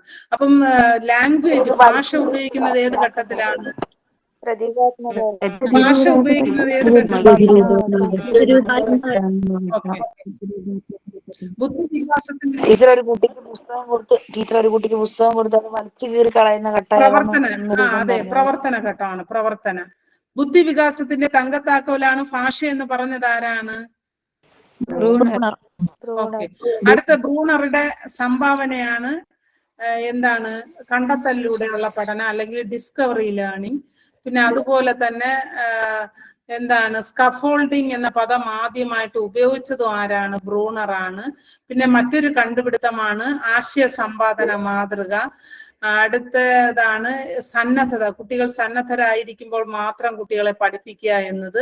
പിന്നെ അദ്ദേഹം റോഡ് ലേണിംഗ്, കാണാതെ പഠിക്കുന്നതിനെ തടഞ്ഞു, കാണാപ്പാഠം നല്ലതല്ല എന്ന് പറഞ്ഞു. പിന്നെ അദ്ദേഹത്തിന്റെ വേറൊരു സംഭാവനയാണ് സർപ്പിള പാഠ്യപദ്ധതി അല്ലെങ്കിൽ ചാക്രികാരോഹണ സമീപനം എന്ന് പറയുന്നത്. അപ്പൊ ഇത്രയും നിങ്ങൾ നല്ലതായിട്ട് പഠിക്കുക ബ്രൂണറുടെ. അടുത്ത് സമായോജന ക്രിയാതന്ത്രങ്ങൾ, അത് നിങ്ങൾക്കറിയാം. സിഗ്മണ്ട് ഫ്രോയിഡ് ആണ് ഈ സമായോജന ക്രിയാതന്ത്രങ്ങൾ എന്ത് ചെയ്തത്, ഡെവലപ്പ് ചെയ്തത്. പിന്നെ എന്താണ് അടിച്ചമർത്തല്, കുറെ കാര്യങ്ങളുണ്ട്. അതിൽ അടിച്ചമർത്തൽ എന്നത് പ്രധാനമാണ്. അതുപോലെ പശ്ചാത്ഗമനം, യുക്തീകരണം, പുളിക്കുന്ന മുന്തിരിങ്ങ ശൈലി, മധുരിക്കുന്ന നാരങ്ങ ശൈലി യുക്തീകരണത്തിലാണ് വരുന്നത്. അതുപോലെ തന്നെ ഉദാത്തീകരണം, അനുപൂരണം എല്ലാം പഠിക്കുക. പിന്നെ ഇത് ഡിനയൽ, നിക്ഷേപം എന്ന് പറഞ്ഞ ആ ഒരു ഡിഫൻസ് മെക്കാനിസം കൊണ്ടുവന്നത് അന്ന ഫ്രോയിഡ്, സിഗ്മണ്ട് ഫ്രോയിഡിന്റെ മോളാണ്. ഇതിനെ ഓസ്ട്രിച്ച് അപ്രോച്ച് എന്ന പേരിലും അറിയപ്പെടുന്നു. ഇഷ്ടമില്ലാത്തതിനെ കണ്ടില്ലെന്ന് നടിക്കുക, വിളിച്ചാൽ കേട്ടില്ലെന്ന് നടിക്കുക, എല്ലാം നിക്ഷേപത്തിലാണ് വരുന്നത്. അടുത്തത് അപസമായോജന. അപസമായോജന 3 രീതിയിലുണ്ട്. സമീപന സംഘർഷം, സമീപന വർജന സംഘർഷം, വർജന. പിന്നെ ഒരുപോലെ ഇഷ്ടപ്പെടുന്ന കാര്യങ്ങള് 2 കാര്യങ്ങൾ നടക്കുമ്പോൾ അതിൽ നിന്ന് ഒന്ന് തിരഞ്ഞെടുക്കുന്നതാണ് സമീപന സംഘർഷം. ഇതൊക്കെ പഠിച്ചതാണല്ലോ. അടുത്ത് നമുക്ക് ഏതാണ് ഓർമ്മ അല്ലെങ്കിൽ സ്മൃതി. അപ്പൊ ഓർമ്മ പ്രധാനമായിട്ടും 3 തരത്തിലുണ്ട്. സംവേദനം, ഹ്രസ്വകാല ഓർമ്മകൾ, ദീർഘകാലം. കുറച്ചു നേരത്തേക്കുള്ളത് സംവേദന ഓർമ്മയും, ഒരു 1-2 ആഴ്ച അല്ലെങ്കിൽ ഒരു 3 മാസം വരെ നിൽക്കുന്നത്, അല്ലെങ്കിൽ 6 മാസം വരെ നിൽക്കുന്നത് ഹ്രസ്വകാല ഓർമ്മകളും. ദീർഘകാലം എന്ന് വെച്ചാൽ ലൈഫ് ലോങ് നിലനിൽക്കുന്ന ഓർമ്മകളാണ് ദീർഘകാല ഓർമ്മകൾ. അടുത്ത് ഈ മെമ്മറിയെ പിന്നെ ഈ ലോങ് ടേം മെമ്മറിയെ വീണ്ടും 2ആയിട്ട് തരംതിരിക്കാം. എന്താണ് എക്സ്പ്ലിസിറ്റ് മെമ്മറി, ഇംപ്ലിസിറ്റ്. നമ്മൾ അറിയാതെ തന്നെ നമ്മൾ ഡെയിലി റൊട്ടീനായിട്ട് കാര്യങ്ങൾ ചെയ്തു കൊണ്ടുപോകുന്നതാണ് എക്സ്പ്ലിസിറ്റ്. ഇപ്പൊ നമുക്ക് രാവിലെ എണീക്കണം, ബ്രഷ് ചെയ്യണം, കുളിക്കണം, നമുക്ക് ഡ്രസ് ചെയ്യണം, ഇതെല്ലാം നമ്മൾ അറിയാതെ തന്നെ എന്ത് ചെയ്യുന്നു, നമ്മളിൽ നടന്നുകൊണ്ടിരിക്കുന്ന കാര്യങ്ങളാണ്. ഇതിനെയാണ് നമ്മൾ എന്ത് പറയുന്നത്, എക്സ്പ്ലിസിറ്റ് മെമ്മറി എന്ന് പറയുന്നത്. അടുത്ത് ഇംപ്ലിസിറ്റ് എന്ന് പറഞ്ഞാല് ചില കാര്യങ്ങൾ നമ്മൾ എന്ത് ചെയ്യുന്നു, പിന്നെ ഓർത്തെടുത്ത് ആ കാര്യം ചെയ്യുമ്പോൾ മാത്രം നമ്മൾ എന്ത് ചെയ്യുക, അതിനെ മെമ്മറിയിലോട്ട് കൊണ്ടുവരണം. അതാണ് ഇതിൽ എപ്പിസോഡിക് മെമ്മറി ചോദിച്ചിട്ടുണ്ട്. ജീവിതാനുഭവങ്ങൾ ഓർത്തിരിക്കുന്ന ഓർമ്മ. ഇപ്പൊ നിങ്ങൾ 1-ാം ക്ലാസ്സിൽ പോയ കാര്യങ്ങൾ, നിങ്ങൾ ആദ്യം ഇട്ടിട്ട ഡ്രസ്സ്, നിങ്ങൾ ആദ്യമായിട്ട് സ്കൂളിൽ ഏത് ഡ്രസ്സാണ് ഇട്ടുകൊണ്ട് പോയി ആദ്യം പഠിപ്പിച്ച ടീച്ചർ, അതൊക്കെയാണ് നമ്മുടെ എപ്പിസോഡിക് മെമ്മറിയിൽ വരുന്നത്. പിന്നെ എന്തെങ്കിലും മെഷീൻസോ, കാറിൽ അല്ലെങ്കിൽ സൈക്കിള് ഓട്ടിച്ച് പഠിച്ചിട്ടുണ്ട്. അപ്പൊ ഒരു പുതിയ സൈക്കിൾ കിട്ടിയപ്പോ എടുത്ത് ഓട്ടിച്ചു, അത് ഏത് ഓർമ്മയെന്നൊക്കെ ചോദിക്കും. നടപടിക്രമം അല്ലെങ്കിൽ പ്രൊസീജറൽ മെമ്മറിയാണ്. പിന്നെ ചില വാക്കുകളും അർത്ഥങ്ങളും ഓർത്തിരിക്കുന്നതിന് സെമാൻറ്റിക് മെമ്മറി എന്നാണ് പറയുന്നത്. അടുത്ത് മറവി എന്ന് പറഞ്ഞ മറവി 2 തരമുണ്ട്. പിന്നോട്ട് പ്രവർത്തിക്കുന്നത്, മുന്നോട്ട് പ്രവർത്തിക്കുന്നത്. മറവി വക്രം കണ്ടുപിടിച്ചത് എബിംഗ്ഹൗസ് ആണ് മറവി വക്രം കണ്ടുപിടിച്ചത്. അടുത്ത് പുരോഗമന വിദ്യാഭ്യാസത്തിന്റെ പിതാവ് എന്ന പേരിൽ അറിയപ്പെടുന്നത് ജോൺ ഡൂയി ആണ്. കുട്ടികളെ അനുഭവത്തിലൂടെ പഠിപ്പിക്കുക എന്നതാണ് പുരോഗമന വിദ്യാഭ്യാസത്തിന്റെ പ്രധാന ലക്ഷ്യം. ഇത് ശിശു കേന്ദ്രീകൃത വിദ്യാഭ്യാസത്തിനാണ് പുരോഗമന വിദ്യാഭ്യാസം പ്രാധാന്യം നൽകിയിരുന്നത്. അടുത്ത് ഉൾക്കാഴ്ച പഠന സിദ്ധാന്തം. അത് നമ്മുടെ കൊഗ്നിറ്റീവ് തിയറിയാണ്, വൈജ്ഞാനിക സിദ്ധാന്തമാണ്. ജർമ്മനിയിലാണ് ഉടലെടുത്തത്. നമ്മുടെ മാക്സ് പുരോഗമന വിദ്യാഭ്യാസം ആരുമായിട്ട് ബന്ധപ്പെട്ടേ? പുരോഗമന വിദ്യാഭ്യാസത്തിന്റെ പിതാവ് എന്ന പേരിൽ അറിയപ്പെടുന്നത് ജോൺ ഡൂയി. അടുത്തത് പിന്നെ ഉൾക്കാഴ്ച പഠന സിദ്ധാന്തം. അത് നമ്മുടെ മാക്സ് വെർത്തീമർ, കോഫ്ക, കോക്ലർ ആണ്. ഇവരെ 3 പേരെ അറിയപ്പെടുന്നത് ഗസ്റ്റാൾട്ട് സൈക്കോളജിസ്റ്റ് ആണെന്നാണ്. Gestalt psychologist. ഇതിന്റെ ബേസിക് കോൺസെപ്റ്റ് എന്ന് പറയുന്നത് പ്രശ്ന പരിഹരണമാണ്. പിന്നെ whole is important and part എന്ന് അത് സമഗ്ര സിദ്ധാന്തത്തിൽ അല്ലെങ്കിൽ ഉൾക്കാഴ്ച പഠന സിദ്ധാന്തത്തിൽ വരുന്നതാണ്. ഇതിനു വേണ്ടി അദ്ദേഹം ഉപയോഗിച്ച മൃഗം എന്ന് പറയുന്നത് ചിമ്പാൻസിയാണ്. അതിന് കൊടുത്ത പേര് സുൽത്താൻ എന്നാണ്. അങ്ങനെ 4 നിയമങ്ങൾ ആവിഷ്കരിച്ചു. സാമീപ്യ നിയമം, ഒരു അടുത്തടുത്ത് നിൽക്കുന്ന വസ്തുക്കളെ കൂട്ടമായിട്ട്, ഇതിപ്പോ നമ്മൾ ഒരു കൂട്ടമായിട്ട് കാണും, അത് വേറൊരു കൂട്ടമായിട്ട് കാണും, അതിനെയാണ് സാമീപ്യ നിയമം. പിന്നെ പരിപൂർത്തി നിയമം. ഇപ്പൊ ഒന്ന് നമുക്ക് കറക്റ്റ് അറിഞ്ഞുകൂടാ എങ്കിൽ നമ്മൾ എന്ത് ചെയ്യും, ഇങ്ങനെ ചെറിയ ഡോട്ട് ഇട്ട് ഇങ്ങനെ ഞാൻ വച്ചിരിക്കുകയാണ്. പക്ഷെ നിങ്ങൾക്ക് ഇതിപ്പോ സർക്കിളാണ് എന്ന് സർക്കിൾ അല്ല, വെറുതെ ഞാൻ ഇങ്ങനെ ഡോട്ട് ഇട്ടാണ്. പക്ഷെ നിങ്ങൾ കാണുമ്പോൾ അതെന്താണ്, നിങ്ങൾ ബാക്കി ഭാഗം കൂടെ ഫില്ല് ചെയ്ത് അത് സർക്കിൾ ആണെന്ന് പറയുക. അതുപോലെ റെക്ടാങ്കിൾ ആണെന്ന്, ചിലപ്പോൾ പിക്ചറൊക്കെ തന്നിട്ട് ഇത് ഏത് നിയമത്തിൽ വരുന്നു എന്നൊക്കെ ചോദിക്കും കേട്ടാ. അപ്പൊ നിങ്ങള് ഇങ്ങനെ ഡോട്ടിട്ടൊക്കെ വരുന്നതെല്ലാം ഏതാണ്, പരിപൂർത്തി നിയമം ആണ്. അടുത്ത സാമ്യതാ നിയമം എന്ന് പറഞ്ഞാൽ ഒരുപോലെ സാമ്യമുള്ളതിനെ നമ്മൾ ഒറ്റ വസ്തുവായിട്ട് ചിത്രീകരിക്കും. അതാണ് സാമ്യതാ നിയമം. കണ്ടിന്യൂറ്റി ഒന്ന് മറ്റൊന്നിന്റെ തുടർച്ചയായിട്ട് നമ്മളിങ്ങനെ വെറുതെ ലൈൻ കൊടുക്കും, പക്ഷെ നമ്മൾ കാണുന്നത് എന്താണ്? ഇതിന്റെ തുടർച്ചയാണ്, ഇത് ഇതിന്റെ തുടർച്ചയാണ്, ഇത് ഇതിന്റെ തുടർച്ചയാണ്. അതുപോലെ തന്നെ ചെറിയ ചെറിയ ഈ റൗണ്ട് ഇടുക, എന്നിട്ട് അത് ഒന്നും മറ്റൊന്നിന്റെ തുടർച്ചയായിട്ട് കാണുക. ഇതാണ് തുടർച്ചാ നിയമം എന്ന് പറയുന്നത്. അടുത്ത ബുദ്ധിയാണ്. അതിന് മുന്നത്തെ സ്ലൈഡ് ഒന്ന് കാണിക്കൂ. Okay miss. നിങ്ങളിത് ഞാൻ പഠിപ്പിച്ചപ്പോൾ ഉള്ള ക്ലാസ് കാണണം കേട്ടോ, അതിൽ ഡീറ്റെയിൽ ആയിട്ട് എല്ലാം പറഞ്ഞിട്ടുണ്ട്. ഓക്കെ, അടുത്ത ബുദ്ധി പിന്നെ നമ്മുടെ ഏകഘടക സിദ്ധാന്തം ആൽഫ്രഡ് ബിനെയും ഡോക്ടർ ജോൺസനുമാണ്. ദ്വിഘടക സിദ്ധാന്തമാണ് നമ്മുടെ ചാൾസ് പിയർമാൻ. അദ്ദേഹം 2 ഘടകങ്ങളുണ്ടെന്ന് പറഞ്ഞ് ജി ഫാക്ടർ എസ് ഫാക്ടറുമാണ്. എസ് ഫാക്ടർ എന്ന് വെച്ചാൽ നമ്മൾ പഠനത്തിലൂടെ ആർജിച്ചെടുക്കുന്നതാണ്. എന്നാൽ ജി ഫാക്ടർ ജന്മന എല്ലാവർക്കും ഉണ്ടാകുന്നു. ഉദാഹരണം സ്നേഹം, ദേഷ്യം, ഇതാണ് ജി ഫാക്ടർ, എല്ലാവർക്കും ഉണ്ടാകും. ജി ഫാക്ടർ എല്ലാവർക്കും ഒരുപോലെ ആയിരിക്കും, എന്നാൽ എസ് ഫാക്ടർ എല്ലാവരിലും വ്യത്യസ്തമായിരിക്കും. ഇപ്പം എനിക്ക് നല്ല പാടാനുള്ള കഴിവുണ്ടെങ്കിൽ വേറൊരു കുട്ടിക്ക് പാടാൻ കഴിവുണ്ടാകണമെന്നില്ല. അതാണ് പറയുന്നത്. ജി എല്ലാവർക്കും കോമൺ ആണ്, എന്നാൽ എസ് വ്യത്യസ്തമായിരിക്കും. അടുത്ത മൾട്ടി ഫാക്ടർ അല്ലെങ്കിൽ ബഹുഘടക സിദ്ധാന്തം തോണ്ടേക്കിന്റെ ആണ്. ബഹുതര ബുദ്ധി സിദ്ധാന്തമാണ് നമ്മുടെ ഹാവേർഡ് ഗാർട്ണർ. തെറ്റിക്കല് ബഹുഘടക സിദ്ധാന്തം മൾട്ടി ഫാക്ടർ തിയറി തോണ്ടേക്കിന്റെ ആണ്. ബഹുതര ബുദ്ധി സിദ്ധാന്തമാണ് നമ്മുടെ ഹാവേർഡ് ഗാർട്ണറുടെ. അടുത്ത് ഗ്രൂപ്പ് ഫാക്ടർ സംഘഘടക സിദ്ധാന്തം തേഴ്സ്റ്റന്റെ ആണ്. ത്രിമുഖ സിദ്ധാന്തം നമ്മുടെ JP ഗിൽഫോർഡിന്റെ ആണ് ത്രിമുഖ സിദ്ധാന്തം. അടുത്ത ബുദ്ധിയുടെ പിതാവ് എന്ന പേരിൽ അറിയപ്പെടുന്നത് ആൽഫ്രഡ് ബിനെ ആണ്. അതുപോലെ IQ ടെസ്റ്റിങ്ങിന്റെ പിതാവ് എന്ന പേരിൽ അറിയപ്പെടുന്നത് നമ്മുടെ ആൽഫ്രഡ് ബിനെ ആണ്. അടുത്ത ബഹുതര ബുദ്ധി സിദ്ധാന്തം ഹാവേർഡ് ഗാർട്ണർ ആണ് കണ്ടുപിടിച്ചത്. അദ്ദേഹത്തിന്റെ ഫ്രെയിംസ് ഓഫ് മൈൻഡ് എന്ന ബുക്കിൽ അദ്ദേഹം ആദ്യം 7 ഇന്റലിജൻസിനെ കൂടെ 7 ബുദ്ധിയെ കുറിച്ചാണ് പറഞ്ഞത്. പിന്നെയാണ് 2 ഇന്റലിജൻസ് കൂടെ ആഡ് ചെയ്തത്. അതാണ് നമ്മുടെ എന്താണ് പ്രകൃതിപരമായ ബുദ്ധിയും അസ്തിത്വപരമായ ബുദ്ധിയും. ഓക്കെ, അടുത്തിന് എന്താണെന്ന് അത് നോക്കുക. അടുത്ത ബുദ്ധിമാപനം, ബുദ്ധി പരീക്ഷ. ഫോംസ് ഓഫ് മൈൻഡ് മൾട്ടിപ്പിൾ ഇന്റലിജൻസിലല്ലേ മനസ്സിന്റെ ചട്ടക്കൂട്? എന്താ 9 ബുദ്ധികളൊന്നും മനസ്സിന്റെ ചട്ടക്കൂട് ഫോംസ് ഓഫ് മൈൻഡ് വന്നിട്ട് ബഹുമുഖ ബുദ്ധിയിലുള്ളതല്ലേ? ഏത് ബഹുമുഖ മനസ്സിന്റെ ചട്ടക്കൂട് എന്ന് പറഞ്ഞത് അത് ഹവാർഡ് ഗാർട്ണറിന്റെ ബുക്കല്ലേ? അദ്ദേഹം 1987 പബ്ലിഷ് ചെയ്ത ബുക്കാണ് അത്. അതിൽ അദ്ദേഹം 7 തരത്തിലുള്ള ഇന്റലിജൻസിനെ കുറിച്ചാണ് പറഞ്ഞിട്ടുള്ളത്. പിന്നെയാണ് ആ 2 ഇന്റലിജൻസ് കൂടെ കൂട്ടിച്ചേർത്ത്. ഒരിക്കൽ ചോദിച്ചിട്ടുണ്ടായിരുന്നു പരീക്ഷയ്ക്ക്, അവസാനമായി കൂട്ടിച്ചേർത്ത 2 ബുദ്ധി ഏതൊക്കെയാണെന്ന്. അതുകൊണ്ട് നിങ്ങൾ അതുകൂടെ നോക്കണം. പ്രകൃതിയും അസ്തിത്വപരവും. 9 ബുദ്ധിനെ കുറിച്ച് ഒന്ന് സ്ക്രീനിൽ കാണിക്കുമോ? വെർബൽ ഭാഷാപരമായ ബുദ്ധി, യുക്തിചിന്താപരവും ഗണിതപരമായ ബുദ്ധി, ശാരീരിക ചലനപര ബുദ്ധി, സംഗീതപരമായ ബുദ്ധി, ദൃശ്യസ്ഥലപര ബുദ്ധി, വ്യക്തിയാന്തര ബുദ്ധി, ആന്തരിക വൈയക്തിക ബുദ്ധി, പ്രകൃതിപരമായ ബുദ്ധി, അസ്തിത്വപരമായ ബുദ്ധി. ഓക്കെ, അടുത്ത ബുദ്ധിയുടെ പിതാവ് അവസാനം ചേർത്ത 2 ഏതാണ്? പ്രകൃതിപരമായ ബുദ്ധിയും അസ്തിത്വപരമായ ബുദ്ധിയും. Okay miss. ബുദ്ധി പരീക്ഷയുടെ പിതാവ് ആൽഫ്രഡ് ബിനെ ആണ്. ആദ്യത്തെ ബുദ്ധിശോധകം ബിനെ സൈമൺ സ്കെയിലാണ്.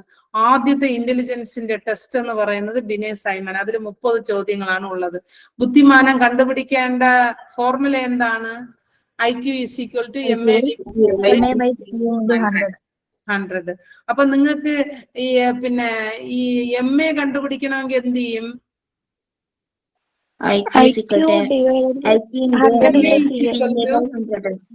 അതെല്ലാം ഞാൻ പറഞ്ഞു തന്നിട്ടുണ്ട്. MA കാണണം. അതുപോലെ CA കണ്ടുപിടിക്കാൻ ചിലപ്പോൾ ചോദിക്കും, IQ കണ്ടുപിടിക്കാനും ചോദിക്കും. അതനുസരിച്ച് നിങ്ങൾ ആ ഫോർമുല വെച്ച് ചെയ്യും. അതൊന്ന് പറഞ്ഞു തരുവാ? MA എങ്ങനെയായിട്ട് കണ്ടുപിടിക്കുക? MA = IQ / CA × 100. അങ്ങനെയാണ്. എനിക്കത് ഓർമ്മയില്ല കേട്ടാ. ഞാൻ ജസ്റ്റ് ഒന്ന് നോക്കിയിട്ട് പറഞ്ഞു തരാമേ. ഞാൻ സാറിന് ഇത് ഇട്ട് കൊടുക്കാം. ഓക്കെ, ഒരു കണക്ഷൻ ചെയ്ത് ഞാൻ ഇട്ട് കൊടുക്കാം. മാം സൈക്കോ സോഷ്യൽ ഡെവലപ്മെന്റ് എറിക്സന്റെ അത് മാം ഒന്ന് പറഞ്ഞു തരാമോ? ഓക്കെ. അടുത്തിനി ബുദ്ധിമാനത്തിന്റെ അടിസ്ഥാനത്തിൽ ഈ ചാർട്ട് കൂടെ പഠിക്കണം കേട്ടാ. 30-ന് താഴെയും 30-ന് 50-ന് താഴെയും 130-ന് മുകളിലവരെ എന്താണെന്ന് അറിയപ്പെടുന്നു. ചിലപ്പം ഐക്യു ചോദിച്ചിട്ട് അത് ഏത് വിഭാഗത്തിൽ പെടുന്നു എന്ന് ചോദിക്കും. അതുകൊണ്ട് നിങ്ങൾ ഈ ചാർട്ട് കൂടെ പഠിക്കും. ബുദ്ധിയെ കുറിച്ചൊക്കെ ചോദിച്ചു. ആരോ ചോദിച്ചല്ലോ, MA is equal to IQ divided by 100 into CAയും CA is equal to MA divided by IQ into 100 ആണ്. അപ്പൊ ഇപ്പൊ ആരോ ചോദിച്ച് എഴുതി വെച്ചിരിക്കുക. Okay, MA is equal to IQ divided by 100 into CAയും CA is equal to MA divided by IQ into 100 ആണ്. Okay miss, ഒരു കാര്യം ചോദിച്ചോട്ടെ. ഈ IQ എന്ന ആശയം ആദ്യമായി കണ്ടുപിടിച്ചത് ആരാന്ന് വെച്ചാൽ നമ്മൾ ആൽഫ്രഡ് ബീനെയാണ് എഴുതേണ്ടത്. William Stern. മനസ്സിലാകുന്നുണ്ടോ നോക്ക്. വണ്ടി എന്തോ എക്സ്പയർഡ് ആയിട്ടാന്ന് പറഞ്ഞിട്ട് വന്നേ. ഇല്ലേ, IQ എന്ന പദം ആദ്യമായിട്ട് ഉപയോഗിച്ചത് വില്യം സ്റ്റേൺ ആണ് കേട്ടോ. IQ എന്ന പദം ആദ്യമായിട്ട് ഉപയോഗിച്ചത് വില്യം സ്റ്റേൺ ആണ്. IQ ടെസ്റ്റിംഗിന്റെ പിതാവ് ആൽഫ്രഡ് ബിനെയാണ്. ഓക്കെ, അയ്യോ സമയം ആയി. അപ്പം ഇനി ലാംഗ്വേജ് ആൻഡ് തോട്ട് ആരുടെ ബുക്കായിരുന്നു? അത് നമ്മുടെ വൈഗോസ്കി. ഓക്കെ, അടുത്തിന് ഇതും പിന്നെ മറ്റേ ടെസ്റ്റുകളില്ലേ ടീച്ചറെ, ആ ടെസ്റ്റുകൾ ഒന്ന് ടീച്ചർ വോയിസ് ആയിട്ടാണേലും ഗ്രൂപ്പിൽ ഒന്ന് ഷെയർ ചെയ്യോ? ഇപ്പൊ സമയമായത്. ഏത് ടെസ്റ്റുകളാണ്? ബുദ്ധിയെ അളക്കാനും. അതെ. ഓക്കെ. ഞാനേ നിങ്ങൾക്ക് ടാക്സോണമിയുടെ പിതാവ് ആരാണ്? ബെഞ്ചമിൻ ബ്ലൂ ആണോ? ബ്ലൂ. അതെ. ത്രിമുഖ സിദ്ധാന്തം ഒന്ന് കാണിച്ചു. ഞാനേ ഒരു കാര്യം ചെയ്യാം, നിങ്ങൾക്ക് ഫുള്ള് ഷെയർ ചെയ്യാം, അല്ലാതെ ഒരു രക്ഷയില്ല. ഇപ്പൊ തീരൂല. നിങ്ങൾക്ക് ഞാൻ സാറിന്റെ കംപ്ലീറ്റ് ഷെയർ ചെയ്യാം. അപ്പൊ ഘട്ടം കൂടെ ഒന്ന് വോയിസ് എന്തെങ്കിലും അയക്കോ? ഇത് ഓരോ തിയറിന്റെയും ഫാദേഴ്സ് ഇതിങ്ങനെയുള്ളത് ലിസ്റ്റ് ഉണ്ടാവുക ടീച്ചറില്? അത് ഉണ്ട്. നിങ്ങൾക്ക് എന്താണ് ആവശ്യം അതെല്ലാം നിങ്ങൾ ഓരോരുത്തരായിട്ട്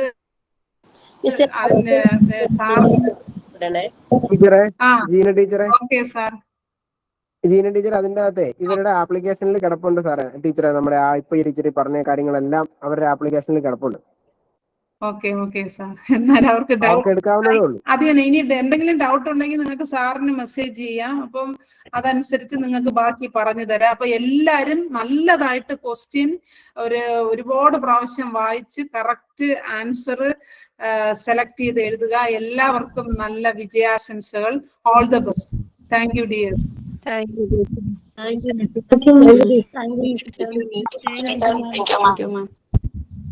you, miss. Thank you, teacher. Thank you, teacher. Thank you, teacher. Thank you, teacher.